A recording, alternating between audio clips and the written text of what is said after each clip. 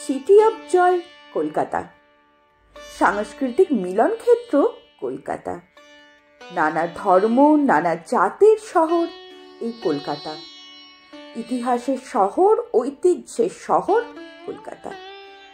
একসময় সমগ্র ভারত শাসিত হতো যে জায়গা থেকে, আজ আমি দাঁড়িয়ে সেই মহানগরী কলকাতায়।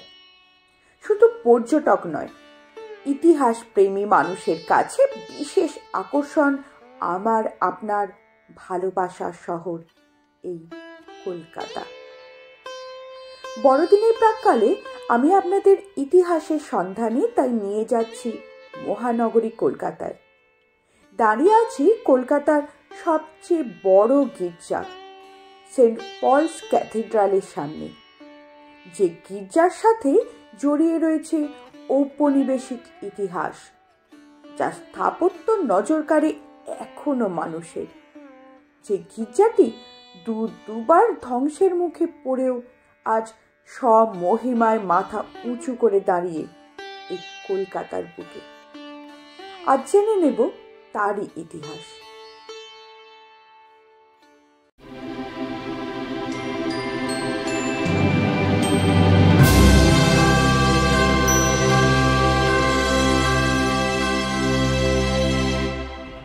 হাই, আজকে আমি আপনাদের নিয়ে চলে এসেছি কলকাতার একটা বিখ্যাত জায়গা, কলকাতার সর্ববৃহৎ চার্চ।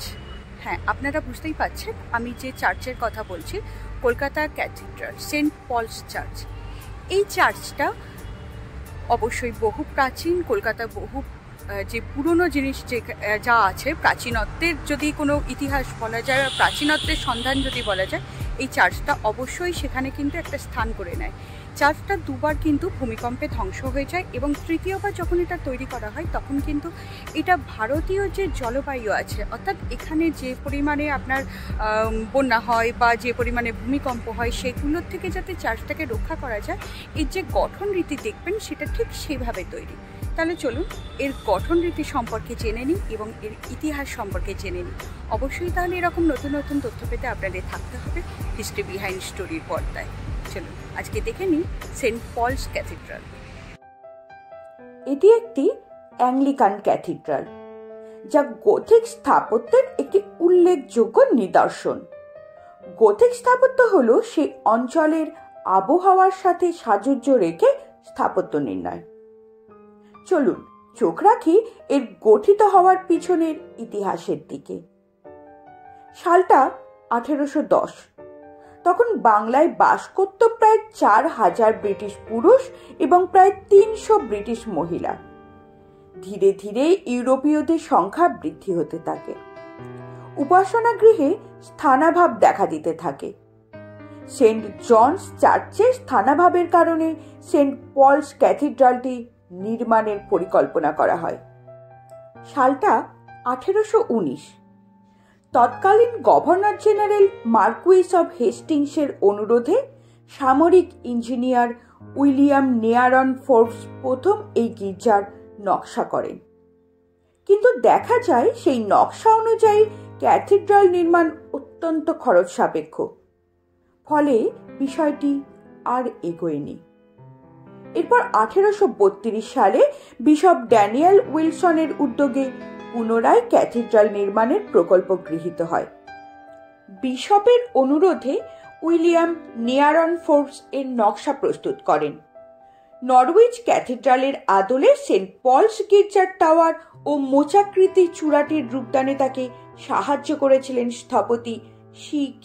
রবিনসন। 1839 সালের 8ই অক্টোবর ক্যাথিড্রালের শিলান্যাস হয়। তৈরি হতে সময় নেয় 8 বছর এবং ঠিক 8 বছর পর 1847 সালে 8ই অক্টোবর গির্জাটি খুলে দেওয়া হয় সর্বসাধারণের জন্য। এই ক্যাথিড্রালটি প্রাচ্যের প্রথম এপিস্কোপাল চার্চের মর্যাদা পায়।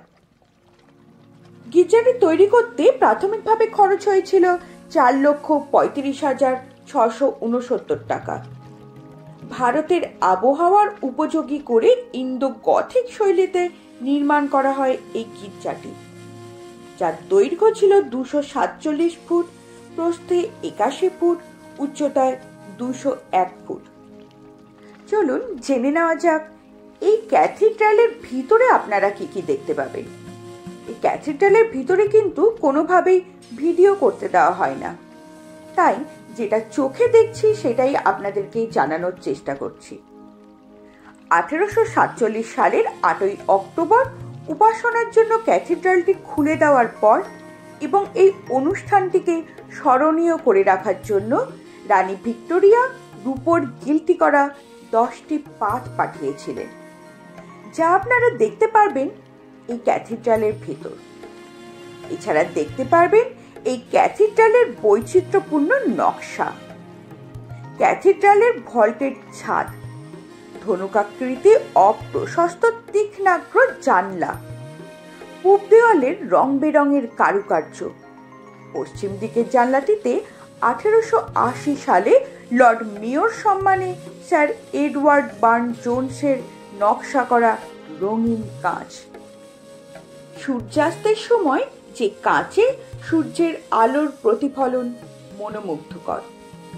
টাওয়ারে রয়েছে 5টি ঘড়ি, সেন্ট পলের জীবনের বিভিন্ন মুহূর্ত, যেমন the annunciation, the adoration of the Magi, the flight into Egypt ইত্যাদি খোদিত আছে ক্যাথিড্রালের দেওয়ালে।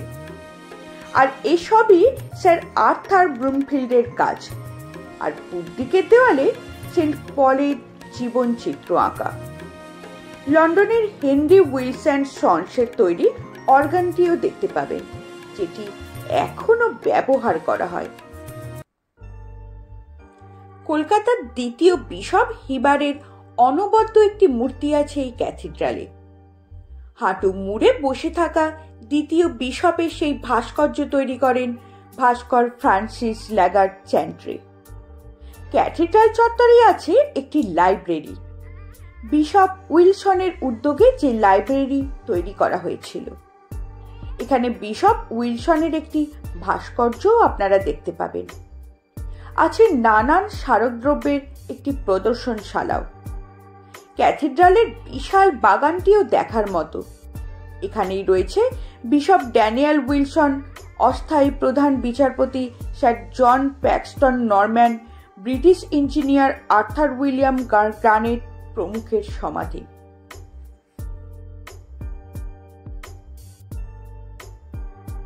তাহলে এবার বড়দিনে যাচ্ছেন তো সেন্ট পলস ক্যাথিড্রাল? তার আগে জেনে নিলেন নিশ্চয়ই এর ইতিহাসটিও। এখন আরো ভালো লাগবে এই সেন্ট পলস ক্যাথিড্রাল দেখতে। আর এরকম নতুন নতুন তথ্যের জন্য অবশ্যই সঙ্গে থাকুন, আমার সঙ্গে থাকুন হিস্ট্রি বিহাইন্ড স্টোরি। আর ট্যুর প্ল্যান পেতে অবশ্যই চোখ রাখুন আমার অপর চ্যানেল দীপান্তর দ্য এক্সপ্লোরারের পর্দায়। আজকের ভিডিও এই পর্যন্তই।